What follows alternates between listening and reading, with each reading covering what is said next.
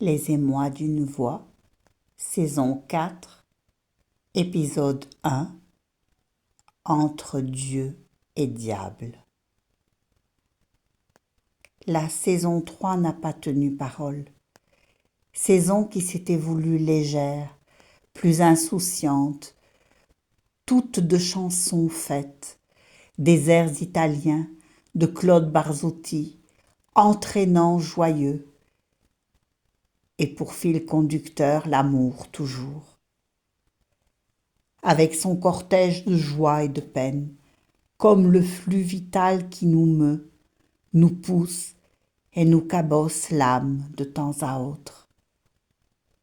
Une vie, nos vies de femmes et d'hommes, grands de leur impuissance, entre Dieu et diable, ballottés, tiraillés, malmenés, tant qu'ils n'ont pas décidé de poser le choix du cœur, le seul choix conscient et possible, la seule arme acceptable dont nous devons nous parer, l'amour de soi et de l'autre, de tous les autres.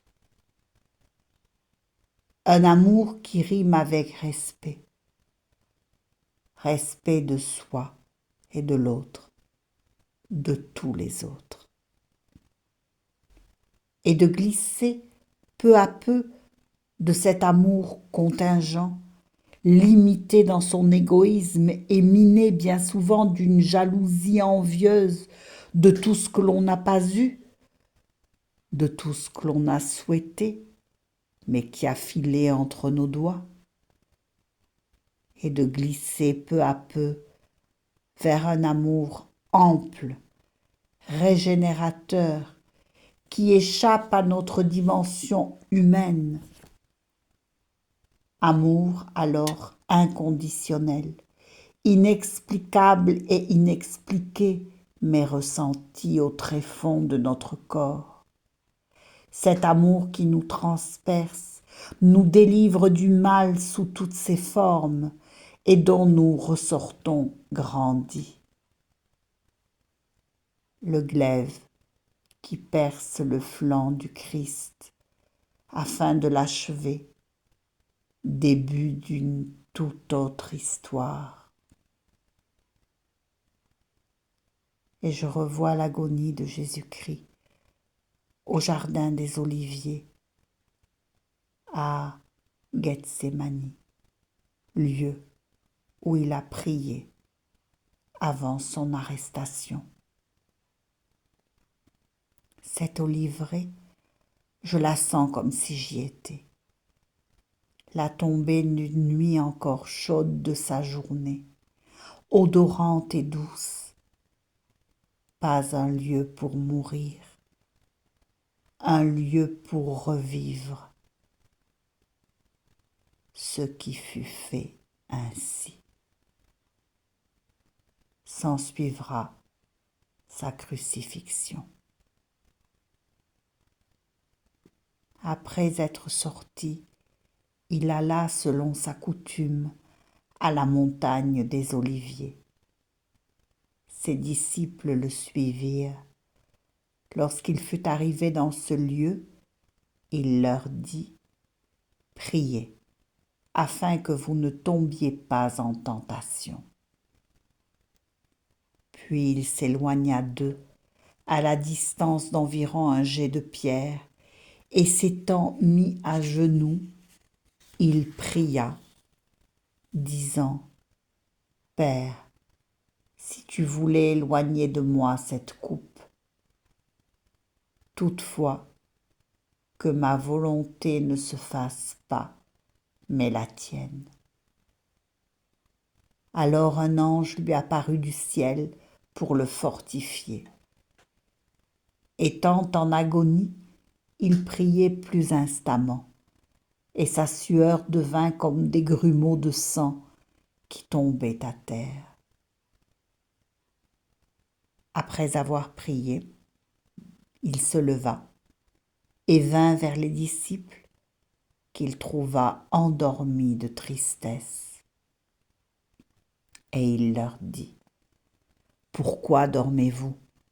Levez-vous et priez, afin que vous ne tombiez pas en tentation. » Luc 22. Je viens de là, de ce jardin, une nuit, une belle nuit, et j'entends au lointain des bruits de la ville. Il ne fait pas encore noir, les cieux restent comme illuminés à l'horizon. Mais je me sens seule, si seule et déjà loin, si loin. J'entends Pierre, Matthieu ou Jean et les autres. Ils s'agitent en parlant. Une effervescence qui n'est pas de mise. Je suis là et absente déjà. Judas, je le cherche du regard. Judas Iscariote, l'un des 12, le traître, pourtant, et plus exactement, celui qui a été choisi pour trahir. Qui, touché par la grâce, et sans lequel l'histoire n'aurait pas pu se dérouler, la plus belle histoire de l'humanité.